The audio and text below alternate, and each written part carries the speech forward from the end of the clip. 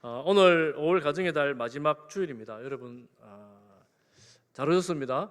할렐루야. 옆에 분하고 인사하겠습니다. 오늘 보니까 오랜만에 뵙는 분들도 몇 분 계시는데 우리 옆에 분과 인사하겠습니다. 잘 오셨습니다. 반갑습니다.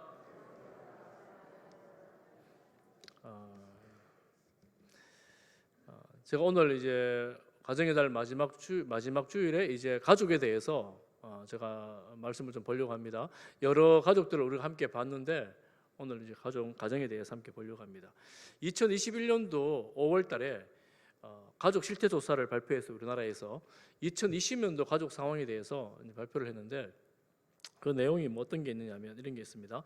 우리나라의 2020년도 1인 가구가 얼마나 되느냐. 1인 가구, 한 집에 한 명씩 사는 가구 30.4%. 10가정 중에 3가정이 한 가족이라는 거예요. 그리고 부부와 미혼 자녀로 구성된 가정이 31.7%. 그러니까 부부와 미혼 어린 아이들이 있는 가정이 10가구 중에 3가구가 조금 넘습니다.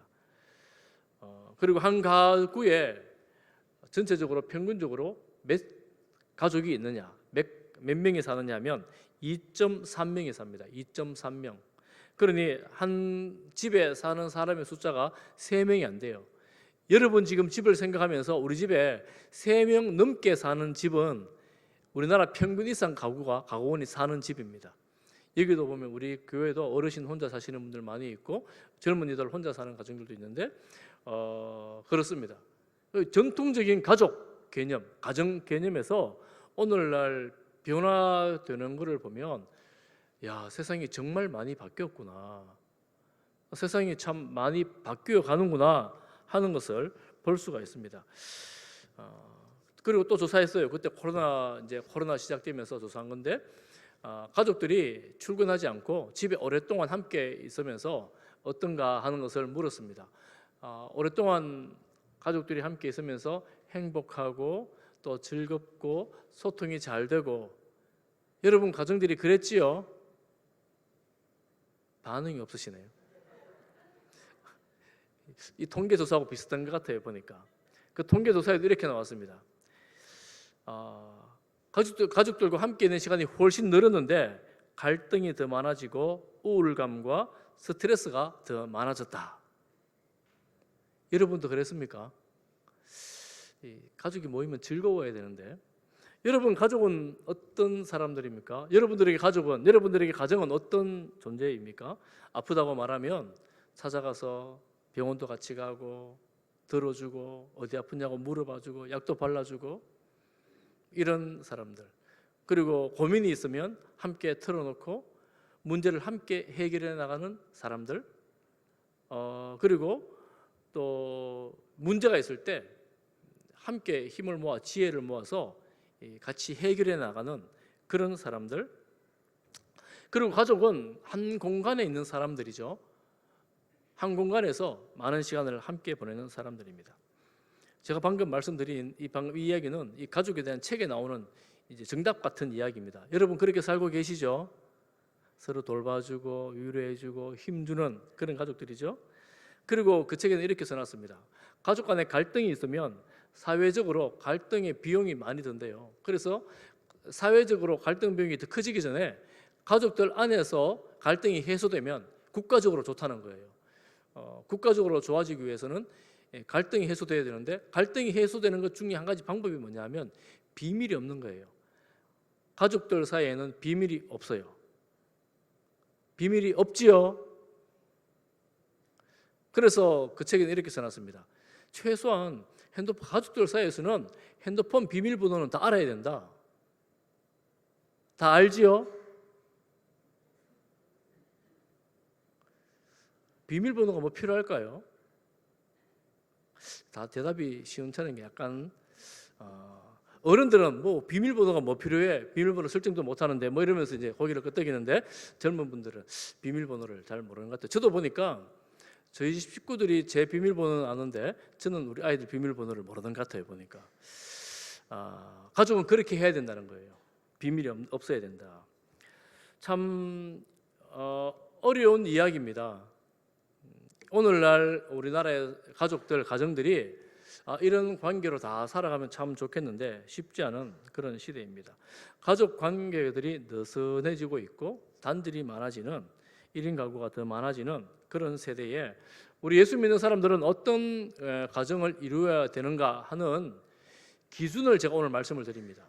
기준과 그 해법 한 가지를 말씀을 드리는데 오늘 여러분 말씀을 제가 말씀에 있는 그대로 할 거거든요.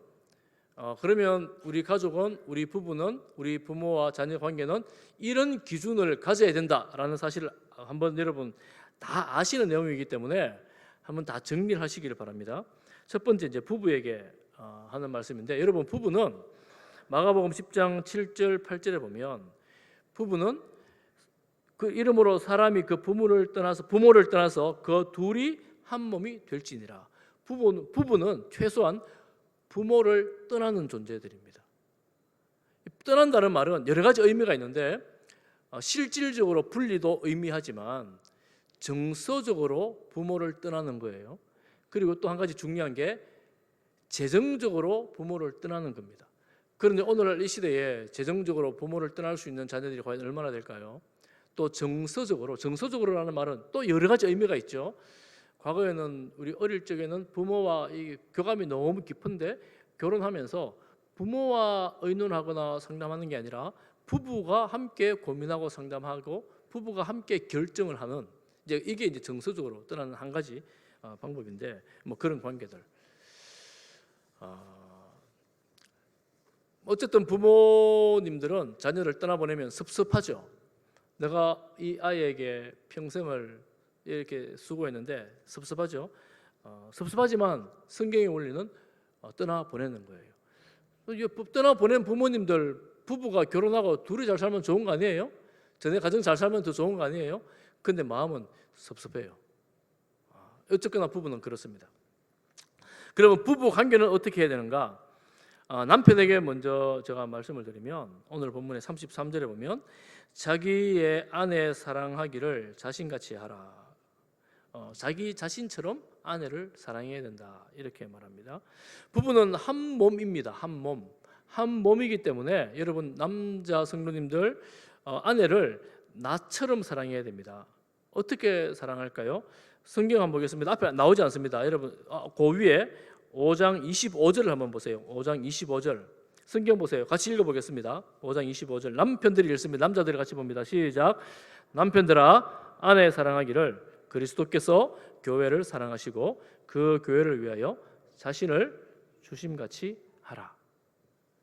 자, 남편들은 아내를 어떻게 사랑해야 돼요? 그리스도께서 자신을 주심처럼. 그리스도께서 자신을 어떻게 주셨습니까?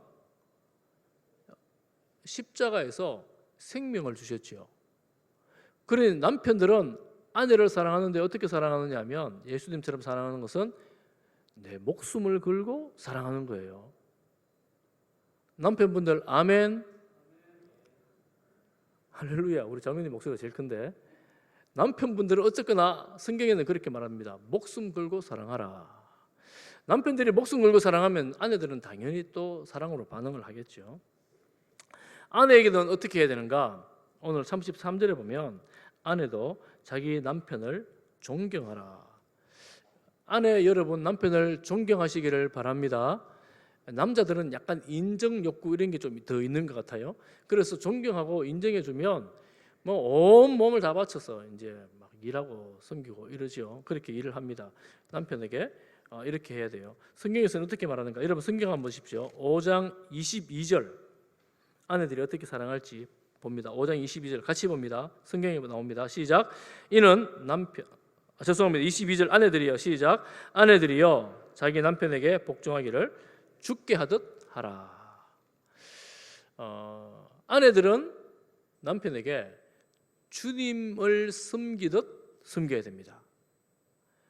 교회는 예수님의 말씀이면 무조건 아멘입니다. 여러분 남편의 말에 무조건 아멘? 할렐루야. 우리 권사님 감사합니다. 집사님 좋으시겠어요? 아내들은 남편에게 복종하라 이렇게 말하죠. 그러면 여러분 불신 배우자는 어떻게 해요? 불신 배우자, 믿지 않는 사람들. 베드로전서 3장 1절을 봅니다. 다 같이 한번 읽어보겠습니다. 이 아내들에게 하는 말인데 사실은 아내들아 자리에 남편을 넣어도 무방한 그런 말씀이라고 할 수가 있는데요. 같이 읽어보겠습니다. 시작. 아내들아 이와 같이 자기 남편에게 순종하라. 이는 혹 말씀을 순종하지 않는 자라도 말로 말미암지 않고 그 아내의 행실로 말미암아 구원을 받게 하려 함이니. 여러분 이 불신 배우자가 예수님을 안 믿잖아요. 그러면 내가 내 마음대로 해야지 이게 아니라 믿는 배우자는 행실로 구원을 받게 해야 된다라는 이런 기준을 가지고 불신 배우자에게 인내로 사랑으로 배려함으로 극진하게 하라 이런 말입니다. 하나님께서 이렇게 둘이 만나게 한 것이 이 안 믿는 사람 구원시키려고 연결시키는 줄 네가 어떻게 알겠느냐 이 말입니다. 그러니 불신 배우자를 할지라도 내가 극진하게 대해야 된다 이런 말씀이라고 볼 수가 있죠. 여러분 이것이 이제 부부 관계에 있어서 하나님의 말씀입니다. 아멘. 아멘 안 하시는 분들이 많이 있는데 뭐 말씀이니까 여러분 이제 선택할 것입니다. 조금 더 보겠습니다. 그러면 이제 부모와 자녀 간의 관계 봅니다. 자녀들에게 먼저 말합니다. 자녀들 오늘 읽었지만 6장 1절부터 3절 우리 자녀들이 다 같이 봅니다. 오늘 청년부 같이 예배 드렸는데 어디 갔어요? 어디 갔어요? 예배 어디가 청년부 찬양한 애들 어디 갔어요? 지금 교사들이어서 예. 오늘 있는 사람이 좀 불리하지만 어쨌거나 1절부터 3절까지 청년부 그리고 자녀들 많이 있죠. 같이 봅니다. 시작. 자녀들아 주 안에서 너희 부모에게 순종하라. 이것이 옳으니라. 내 아버지와 어머니를 공경하라. 이것은 약속이 있는 첫 계명이니 이로써 내가 잘 되고 땅에서 장수하리라. 너무 잘하는 말씀이죠. 많이 들었지요. 자녀들은 부모님께 순종하고 공경해야 합니다. 우리가 아는 것처럼 10계명에 있는 말씀이에요. 그런데 우리 자녀된 모든 자들은 우리 다 자녀잖아요. 부모님이 이 땅에 안 계신 분들은 이제 그 기회를 놓쳤어요.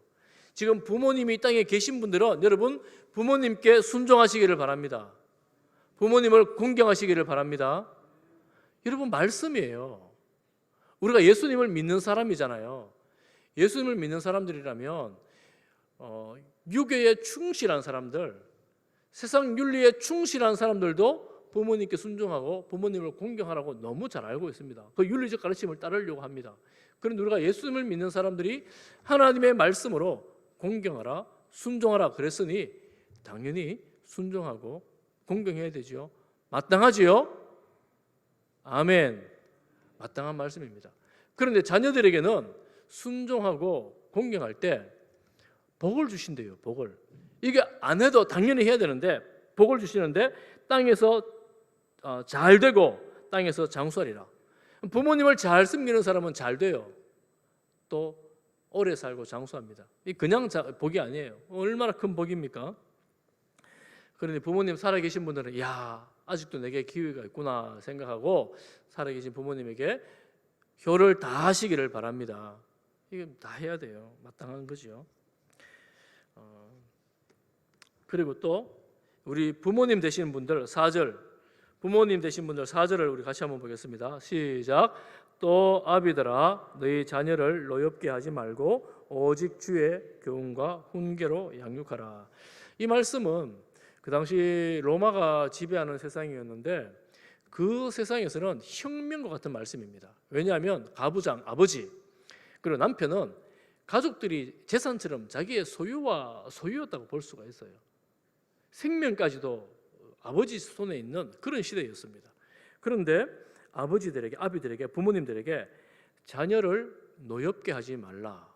자녀를 화나게 하지 말라. 다른 번역에는 자녀를 수치스럽게 만들지 말라. 이런 말씀 번역도 있어요. 우리나라도 가부장 사회 아닙니까? 유교가 오랫동안 지배하던 사회 아닙니까? 그런데 우리들에게 부모님들에게 말합니다. 부모님 여러분, 자녀들을 화나게 하지 마십시오. 아멘. 부모님들 아멘을 안 하시네요.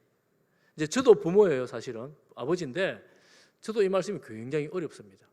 왜냐하면 저 역시도 우리 자녀들을 화나게 할 때가 있거든요. 그렇지만 이게 말씀입니다. 제가 다시 한번 말씀드립니다. 부모님 여러분, 자녀들을 화나게 하지 마시기를 바랍니다. 아멘. 제가 하나님의 말씀인 것을 강조하는 것은 기준이에요. 기준은 못 이룰 수도 있지만 이루려고 최소한 노력을 해야 되고, 이루지 못하면 명령이니까 이제 명령이 이루지 못하는 죄가 되는 거지요. 자녀들이 부모님께 순종하지 않는 것은 죄입니다. 그리고 부모님이 자녀를 화나게 하는 건 역시 죄입니다. 회개해야 될 거예요, 하나님 앞에서. 그런데 우리는 이 시대를 이유로 삼아서 너무 가볍게 지나가는 경향이 있다는 거예요. 너무 가볍게 생각하는 거예요. 남들 다 이렇게 하는데, 다른 사람들이 이렇게 하는데 어떻게 하라고? 내 형편이 이런 거 어떻게 하라고?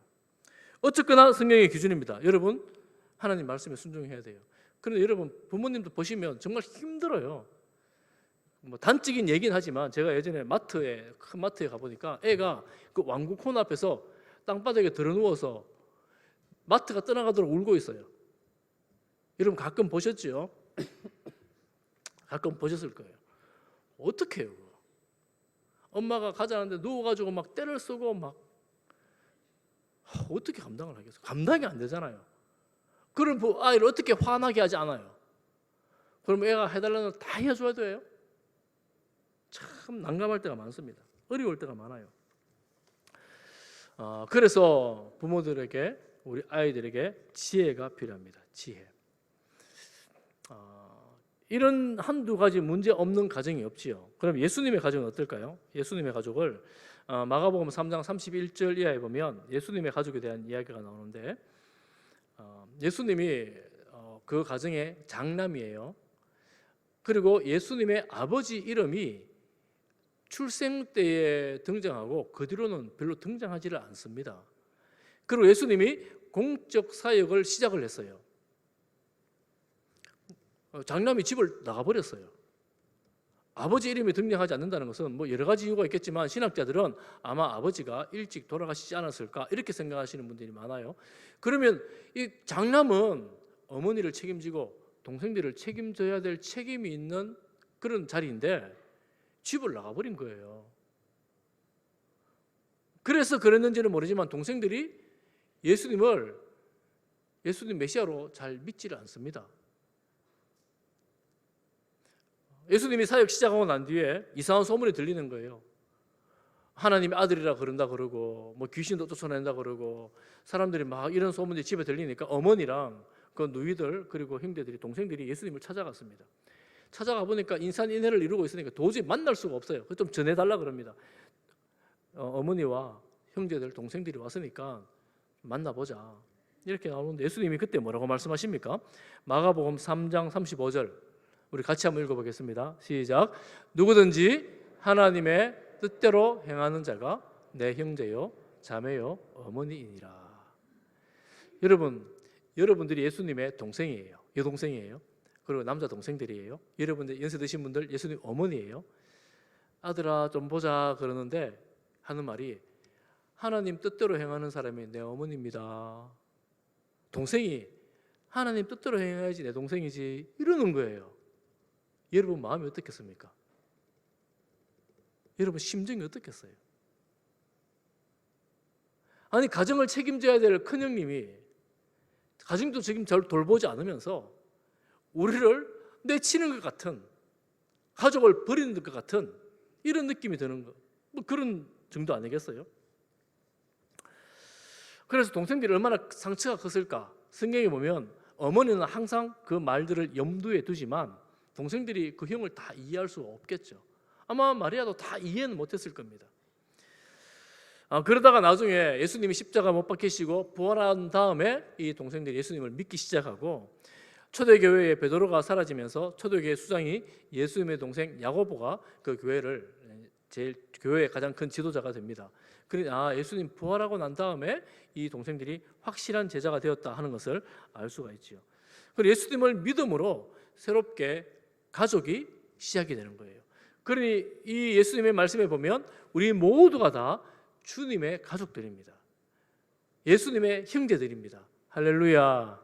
우리 모두가 다 예수님의 형제들, 가족들이에요. 믿음으로 되는 거지요. 그럼 믿음의 가족들, 우리 자신을 가족으로 우리 가정을 좀 돌아보겠습니다. 여러분 혹시 성경에서 나는 이런 가정 되고 싶어, 나는 이런 가정을 만들고 싶어, 우리 가족이 이렇게 됐으면 좋겠어 하는 모델 같은 가정이 있나요? 지금 한번 생각해 보세요. 여러분 어떤 집 자녀가 되고 싶으세요? 어떤 집 가정을 만들고 싶으세요?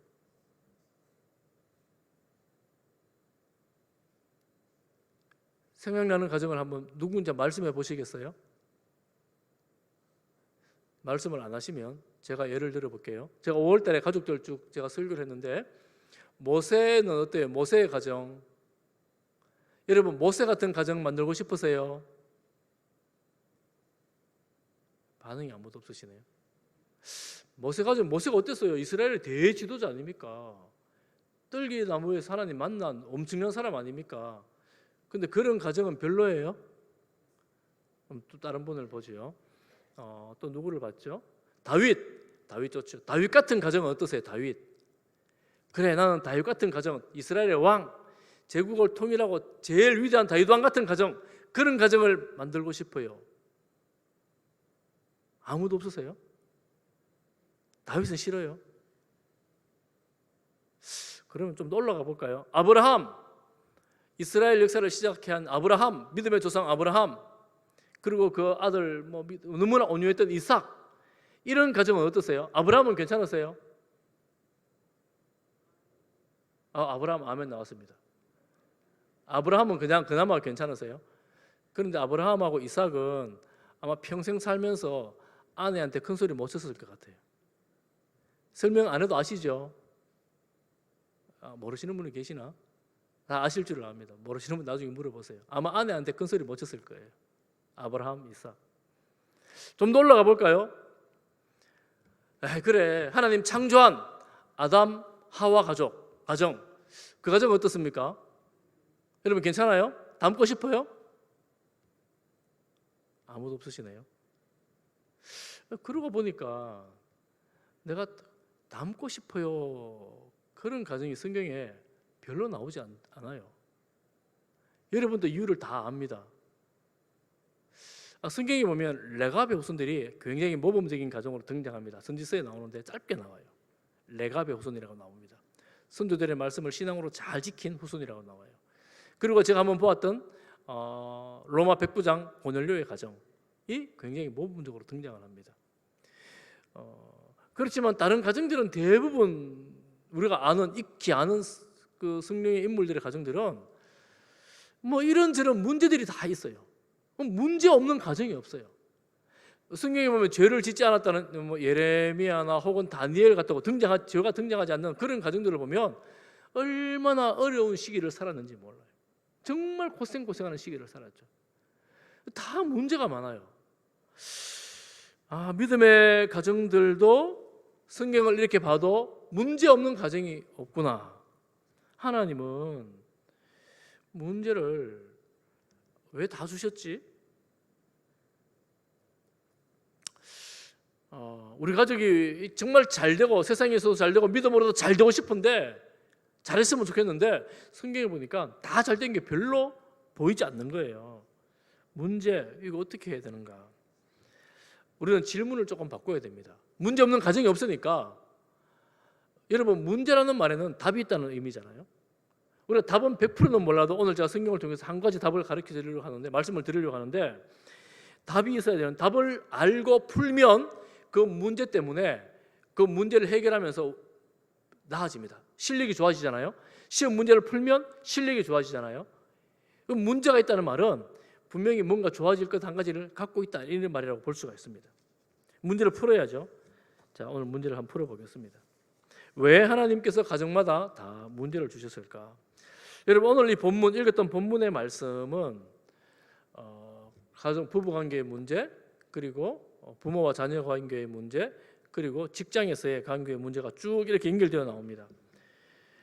그 앞에 어떤 내용이 나오느냐 하면 핵심 구절이 등장하는데 여러분 잘 아시는 말씀이에요. 에베소서 5장 18절 말씀. 여러분 너무 잘 아시는 말씀이죠. 외우고 있는 말씀인데 같이 읽어보겠습니다. 시작. 술 취하지 말라. 이는 방탕한 것이니 오직 어떻게 하라고요? 성령으로 충만함을 받으라. 이 명령입니다. 이건 역시 명령입니다. 성령 충만하라 이 말씀이에요.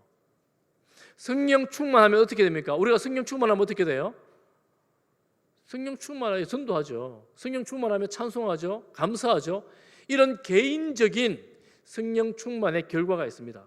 이어지는 구절에 나오는데 그 바로 다음 구절에 개인적으로 뿐만 아니라 관계에서 공동체적으로 해결해야 될 문제가 있다고 말합니다. 그런데 공동체적으로 해결해야 될 문제가 뭐냐? 첫 번째가 부부관계, 그 다음에 부모와 자녀가의 관계. 하나님 보시기에 가정이 그렇게 소중했던 거예요. 가족이 너무나 귀했던 거지요. 그러면 이 부부관계를 어떻게 해야 되는가? 제가 조금 전에 말씀드린 대로예요. 남편은 목숨 걸고 아내 사랑하고, 아내는 주님 말씀 듣듯 남편의 말씀을 듣고, 자녀들은 부모님에게 순종하고 공경하고, 부모들은 자녀들에게 어떻게 해요? 화내게 하지 말고 주님의 말씀대로 잘 양육해야 된다. 이런 기준들, 성령 충만할 때에 이렇게 기준을 세우면서 살아야 된다 말씀하는 거예요. 여러분 성령 충만할 때 어떻게 되는가? 5장 21절 여러분 성경 보십시오. 5장 21절 다 같이 읽습니다. 시작. 그리스도를 경외함으로 피차 복종하라. 다시 읽습니다. 시작. 그리스도를 경외함으로 피차 복종하라. 성령 충만한 성도의 특징은 그리스도를 경외함으로 주님 안에서 피차 복종하는 겁니다. 피차 복종이라는 말은 상호 복종, 상호 순종, 상호 사랑, 서로 이렇게 하는 거죠. 제일 마지막에는 상호 헌신, 서로 헌신하는 관계, 이런 겁니다. 이 서로라는 말에 대해서 우리가 생각을 해봐야 되는데, 어떤 지배와 명령의 관계가 아니라 서로를 하나님께서 만들어주신 동등한 인격체로 인정을 하는 겁니다. 너는 무조건 내 말 들어, 이런 관계가 아니라 서로 그 동등한 인격체로 인정하고 받아주는 겁니다. 인격적인 관계, 아름다운 관계가 되겠죠. 사람들 마음에는 지배하려는 욕구가 있습니다. 그래서 더 많은 힘을 가지려고 하기도 하죠. 권력을 가지려고 하기도 합니다. 아이들도 마찬가지예요. 아이들도 정말 애들이 영특해요. 보면 자기들끼리, 친구들끼리 누가 더 인기 좋은가, 누가 더 힘이 좋은가 싶어가지고 서열을 딱 정하고 이런 게 있어요. 여러분 우리나라에서는 이런 서열 정하는 건 되게 예민하잖아요. 외국에서는 10살도 친구가 된다는데 우리나라는 1살도 안 돼요. 그래서 만나면 하는 말이 민정 보자 이런 말 하잖아요. 몇 년생이냐 이런 말들 하잖아요. 그래서 1년만 지나도 이 서열이 얼마나 중요한지 몰라요. 그런데 이 나이도 권력 앞에서는 무용지물입니다. 요셉을 보세요. 형들이 요셉을 팔아치웠잖아요. 그런데 나중에 총리가 돼서 만나보니까 요셉 앞에 벌벌 떨고 있어요. 한 번만 살려주세요. 그러고 있잖아요. 이 힘이, 권력이 대단한 거예요. 권력이. 그런데 이 요셉이 결국 어떻게 됩니까? 이 형들을 다 돌보고 형들을 섬기게 돼요. 무슨 과정이 있었나요? 내가 형들에게 팔린 것이 하나님의 구원 섭리 안에 있었구나 라는 사실을 깨닫게 될 때 이 권력, 힘, 이게 섬김의 도구가 되는 거예요. 나를 섬겨라 이게 아니라 내가 당신들을 섬기겠습니다. 이렇게 되는 거예요. 성령이 충만할 때, 하나님의 뜻을 알게 될 때에 이렇게 된다는 거예요. 그래서 상호 복종, 피차 복종하는 관계는 성령 충만한 관계에서 비로소 시작이 되어집니다. 그래서 우리가 성령 충만할 때 이렇게 결단하는 거예요. 그래, 내가 이제 순종하겠어. 하나님이 이렇게 말씀하시니까 나는 이 말씀에 내가 순종하겠어. 결단을 하는 거예요. 여러분 성령 충만할 때 내가 하나님 말씀에 순종할 뿐만 아니라 순종하니 우리 부부는 남편에게, 아내에게, 자녀들은 부모님에게, 부모님은 자녀들에게도 내가 이렇게 해야 되겠다라고 결단을 하게 되죠. 그런데 실패하고 또 시도하다가도 야, 나만 해야 돼? 나만 복종해야 돼? 나만 순종해야 돼? 저 사람은 맨날 시키기만 해. 뭐 이게 반복이 되잖아요. 여러분 일상이 그렇듯이 가족 사이에도 반복이 되잖아요. 포기가 되죠. 아, 난 더 이상 못하겠어. 짜증나. 화가 나. 여러분 그런 거 많잖아요. 집에서 맨날 앉아가지고 맨날 가져와라. 평생 하다 보니까 가져와라는 말씀밖에 못해요. 그리고 나중에 가져다 줄 사람이 사라지면 어떡해요? 큰일 나는 문제 아닙니까? 사람에게 자기 중심적인 욕구가 있어요. 내가 더 편해지고 싶고, 내가 더 안전하고 싶고, 내가 더 다른 사람보다 더 나아지고 싶은 그런 욕구가 있습니다. 이 욕구는 이렇게 표현됩니다. 이기적인 마음으로, 태도로 표현이 돼요. 다 내게 집중해 달라고 하고, 나만 봐달라고 하고, 내가 더 편해야 된다고 이기적인 마음으로 표현이 되죠. 그렇지만 하나님의 그 사랑이 임하게 되면, 그것이 나만 바라봐 달라고 했던 이기적인 욕구였구나 하는 것을 깨닫게 돼요. 그런데 세상에서는 네가 그렇게 살아도 된다고 계속 말하니까 성령에 충만하지 않으면 그게 정상인 줄 아는데, 성령이 임하여지면 내가 이기적으로 사랑을 하고 있었구나라는 것을 깨닫게 되어지는 거예요. 그럼 어떻게 돼요? 이 이기적인 사랑을 버리고 비이기적인, 소위 이타적으로 남들을 배려하고 섬기고 더 나아가서 복종하기에 이르게 된다는 거예요. 언제요?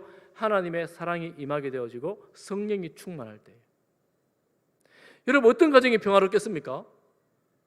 내가 한번 섬겨봐야 되겠다고 작정하는 그 가정은 하나님의 평화가 임하게 됩니다. 반면에 내가 한번 기필코 이겨버리라, 기필코 꺾어버리라 작정하고 섬기는 거예요. 그 작정하고 이제 한번 대하는 거예요. 부부가 자녀들과 쟤를 언젠가 한번 꺾어야지, 내가 쟤를 언젠가 싸워 이겨야지, 고집이 너무 세 이러면서 여러분 싸워가지고 끝까지 한번 가보세요. 어떻게 될까요? 어떻게 돼요? 내가 이겨보겠다고 끝까지 가면 어떻게 될까요? 하나는 사라져야 돼요. 끝까지 갈 때 한 명이 사라져야지 평화가 임하게 돼요. 그래서 실제로 애들이 가출을 하죠. 집을 떠납니다. 못 견디니까. 그 애들은 끊임없이 분노하는 거예요. 부모가 계속 분노하게 하니까.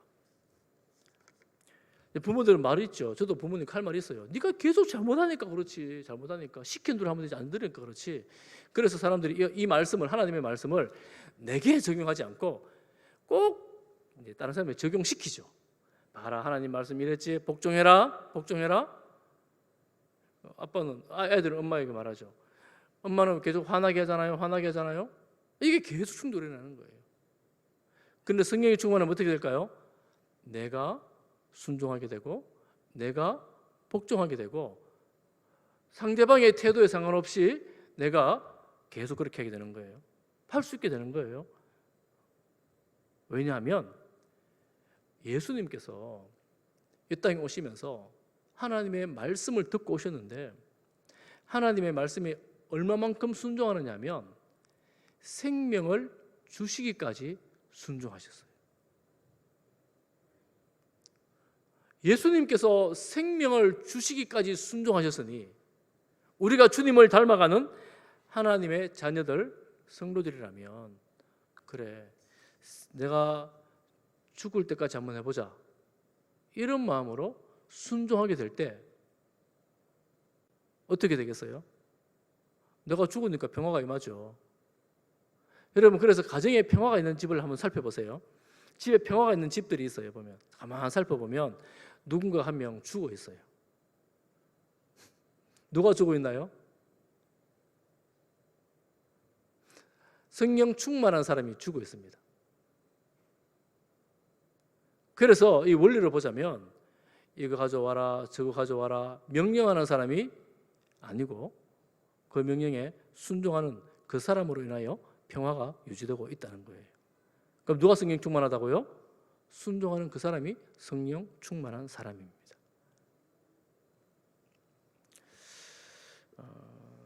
그래서 우리가 믿음의 도리를 볼 때, 여러분 안 믿는 가족도 그런 집들이 많이 있어요.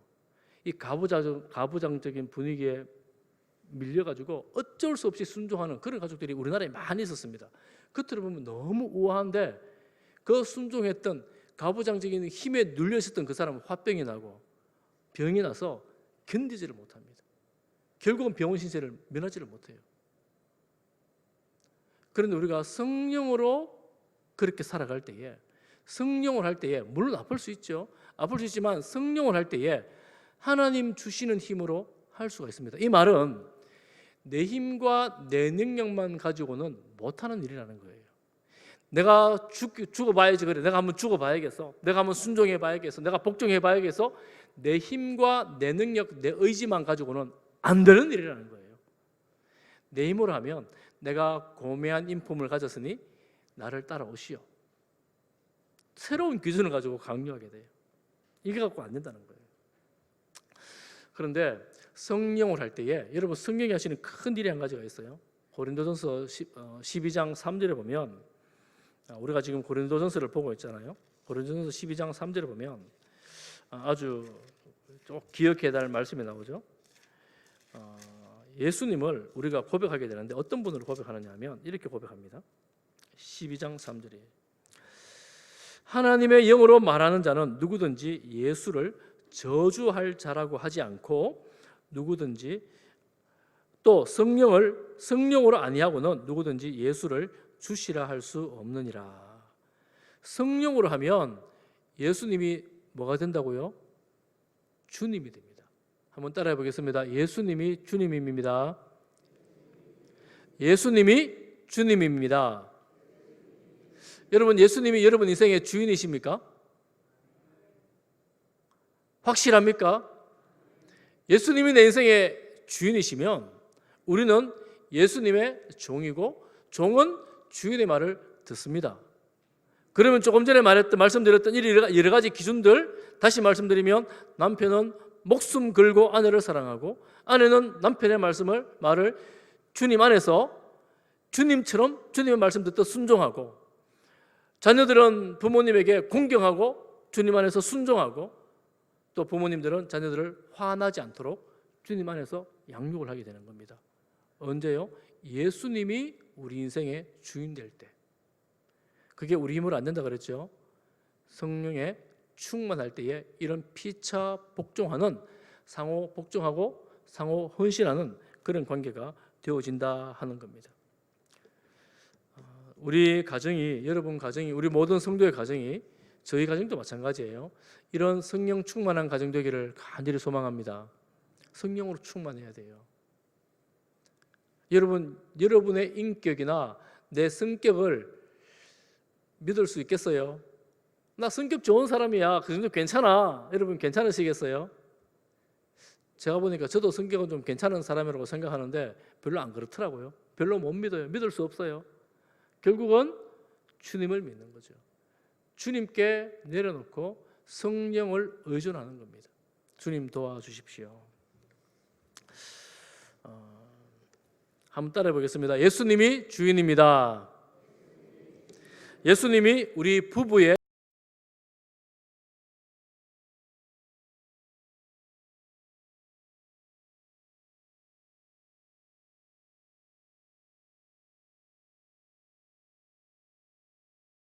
주인으로 모시기를 소망하십니까? 정말 예수님을 주인으로 따르기를 소망하십니까? 하나님이 하십니다. 하나님을 의존하십시오. 성령을 사모하십시오. 성령의 말씀에 순종하십시오. 하나님께서 하십니다. 말씀에 결론을 내립니다. 가족관계가 끈끈해지고 더 화목으로 가야 되는데, 여러분 아이들은 철만 되고 나이 좀 들어가지고 능력만 있으면 부모님을 떠나려고 애를 씁니다. 젊은 아이들이. 어른들도 자녀들과 함께 살기를 별로 좋아하지 않습니다. 내가 능력만 있으면 따로 사시려고 하는 그런 시대가 되었습니다. 그래서 1인 가구는 계속해서 늘어납니다. 여러분 대구 뉴스 들어보셨죠? 대구에 지금 미분양 아파트가 엄청나게 넘쳐나고 있어요. 야, 이거 미분양이 이렇게 많은데 어떻게 괜찮겠나 걱정이 저는 경제를 모르지만 이러고 되겠나? 근데 아파트 값이 너무 비싸요. 사기도 힘들어요. 근데 왜 그런가 하니까 어떤 분이 그래요. 1인 가구가 많아져 가지고 결국 다 팔릴 거라 그래요. 이게 좋은 소식인지 나쁜 소식인지 모르겠어요. 1인 가구가 많아져서 수천 세대가 되는 미분양이 다 팔린대요. 저는 우리 성도들이, 우리 교회 성도님들이 가족이 너무 좋아서, 가족 함께 있는 게 너무 좋아서, 엄마 아빠 함께 있는 게 좋아서 멀리 떨어질 때 가고 싶지 않고 또 보고 싶고 또 이야기하면 소통이 되고 서로가 인정해주고 격려해주는 그런 가족들로 우리 가족들이 세워지기를 간절히 소망합니다. 저의 소망이기도 하고 저희 가정의 소망이기도 합니다. 여러분 모든 가족들이 어디 멀리 가 있으면 보고 싶고 또 같이 있으면 좋겠고 또 같이 또 여행도 같이 갔으면 좋겠고 어디 간다 그러면 좋은 거 먹으면 우리 가족 생각나고 좋은 데 가면 우리 가족이 생각나서 내가 꼭 한번 같이 와야지. 누구랑? 우리 식구들이랑. 이런 마음이 드는 그런 가족들 되시기를 간절히 바랍니다. 어떻게 해서 그렇게 된다고요? 성령이 임하셔서 충만할 때에. 누가 그 일을 해요? 하나님께서 하십니다. 우리는 그 일에 쓰임받는 주님의 자녀들입니다. 할렐루야. 모든 성지의 공적들이 날마다 성령 충만하시기를 주님의 이름으로 축복합니다. 기도하겠습니다. 하나님 아버지, 우리를 예수님을 믿는 자녀로 하나님의 백성으로 불러주심을 감사합니다. 날마다 성령이 충만하여 우리 모든 가족들이 주님 안에서 피차 복종하는, 상호 헌신하는, 적극적으로 사랑하는 그런 가족들이 다 되게 하여 주옵소서. 예수님 이름으로 기도하옵나이다. 아멘.